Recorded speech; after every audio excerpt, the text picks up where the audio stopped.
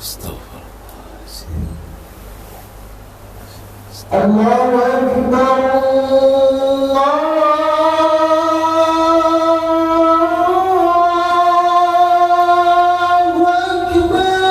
Allah.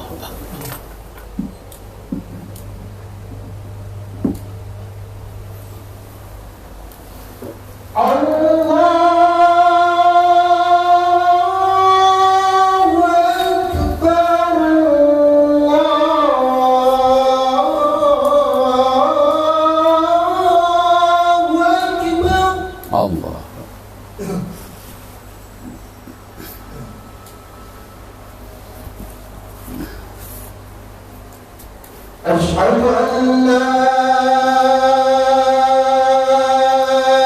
إله إلا الله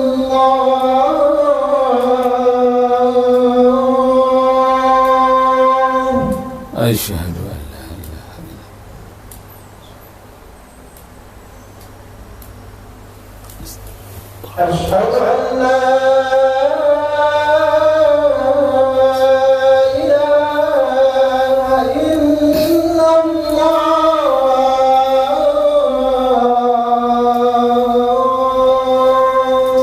أشهد أن لا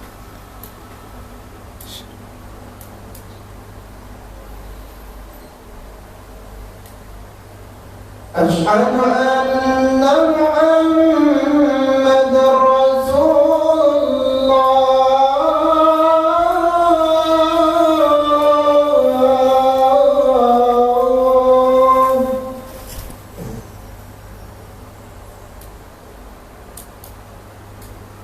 أشهد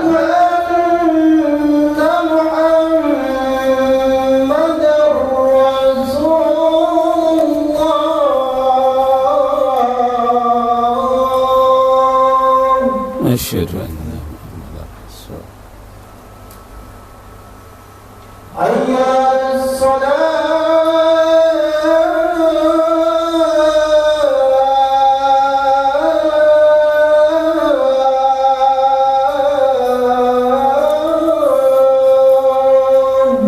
لا حي على الصلاة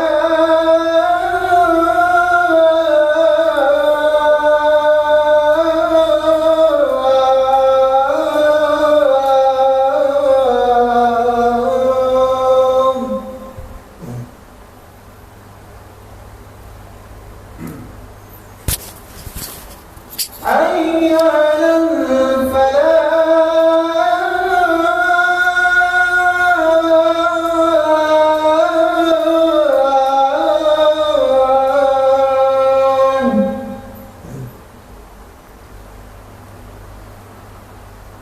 حي على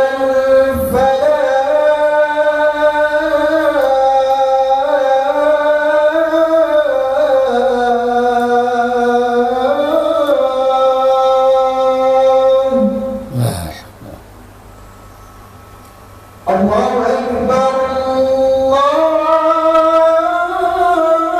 الله أكبر الله لا إله إلا الله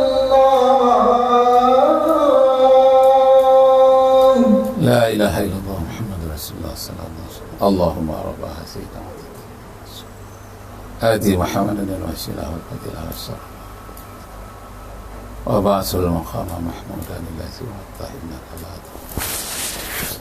أستغفر الله العظيم أستغفر.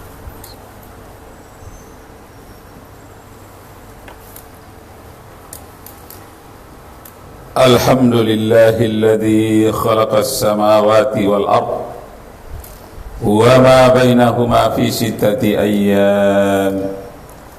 أشهد أن لا إله إلا الله وحده لا شريك له وأشهد أن محمدا عبده ورسوله أشرف الأنام. اللهم صل وسلم وبارك على محمد وعلى آله وأصحابه أجمعين. أما بعد Faya ibadallah usikum wa iyaya bitaqwallah faqad fazal muttaqun. Qala Allah ta'ala fil Qur'anil Karim, ya ayyuhalladzina amanu taqullaha haqqa tuqatih wa la tamutunna illa wa antum muslimun. Faqala aidan, wa man yattaqillah yaj'al lahu makhraja wa yarzuquhu min haitsu la yahtasib. Shadaqallahul azim.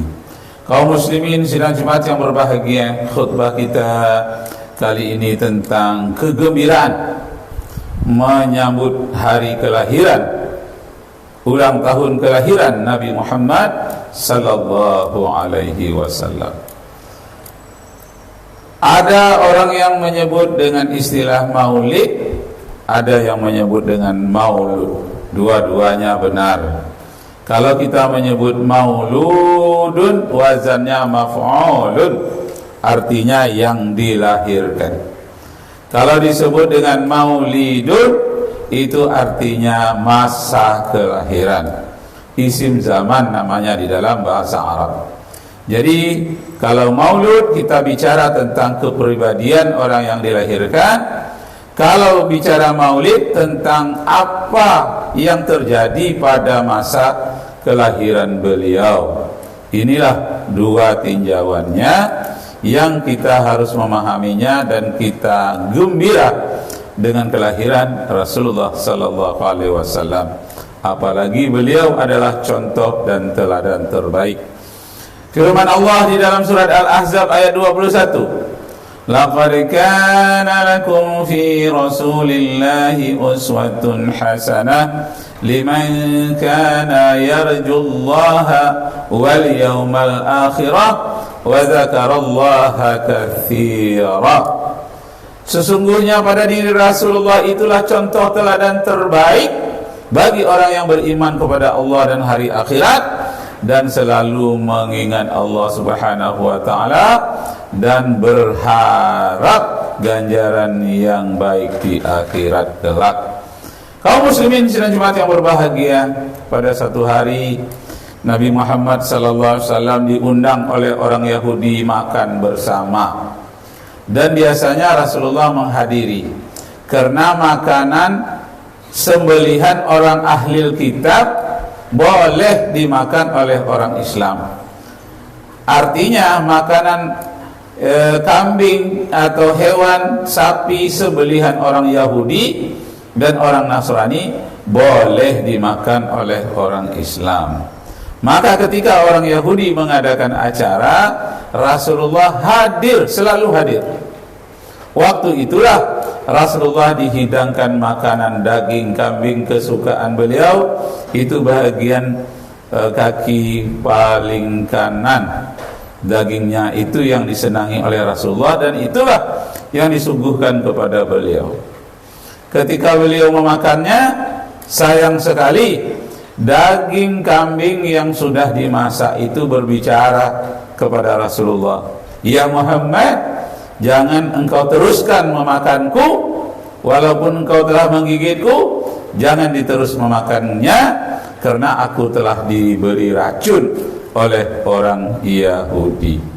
Nah, lalu Rasulullah melepaskan gigitannya dan tidak jadi memakan daging kambing itu. Lalu Rasulullah bertanya kepada orang Yahudi itu, "Siapa di antara kalian yang memasukkan racun ke dalam daging kambing ini?" Orang Yahudi tercengang, lalu berkata kepada sahabatnya, "Dari tadi aku sudah informasikan kepadamu bahwa pastilah Muhammad itu tahu, karena dia benar-benar nabi. Sekarang sudah tahu dia tentara, tertangkap kita, sudah memberi racun ke dalam daging kambing itu." Kaum muslimin yang berbahagia, itulah mukjizat Nabi Muhammad sallallahu alaihi wasallam. Daging kambing yang sudah diberi gulai, yang diberikan rempah-rempah, sudah dimasak, dipanas sekian lama, bisa berbicara kepada Rasulullah. sedangkan kambing masih hidup saja tidak bisa berbicara kepada manusia. Ini sudah mati, sudah dimasak, diberikan rempah-rempah, kok bisa dia berbicara kepada Rasulullah dan yang mendengarnya hanya Rasulullah sendiri saja. Kenapa? Beliau mempunyai mukjizat. Siapakah di antara kalian yang memasukkan racun ke dalam daging kambing ini, kata Rasulullah?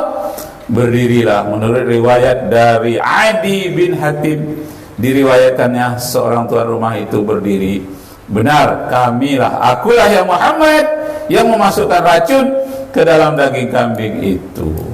Apa tujuanmu, kata Rasulullah? Tujuanku untuk menguji engkau ya Muhammad, benarkah engkau Nabi dan Rasul? Karena di dalam kitab suci kami dinyatakan ciri-ciri Nabi akhir zaman. Pertama, dia tidak mempan terkena sihir. Yang kedua, dia tidak akan mati terkena racun. Yang ketiga, dia tidak akan mati di medan perang. Ternyata berapa kali engkau di medan perang, engkau yang terdepan panglimanya, engkau tidak mati. Dan berapa kali engkau disihir oleh orang-orang Yahudi, baik itu senja maupun subuh, engkau tidak mati. Lalu kami uji dengan memberi racun juga, engkau tidak terkena. Jadi kaum muslimin sidang Jumat yang berbahagia, akhirnya Nabi Muhammad melihat kepadanya, dan yang memberi racun itu mendekati Rasulullah, mengambil tangannya dan dia peluk Rasulullah. Dia mengatakan, engkaulah ya Muhammad benar-benar Nabi dan Rasul. Kalau begitu engkaulah yang kami tunggu-tunggu, seperti diberitakan di dalam kitab Taurat, kitab Injil. Engkaulah benar-benar Nabi yang ditunggu-tunggu. Kalau di dalam kitab Injil, sebagaimana dalam Al-Quran, masih diterangkan lagi, yakni di dalam surat yang ke-61 ayat yang ke-6, wa iz qala Isa ibn Maryam ya bani Israil inni Rasulullah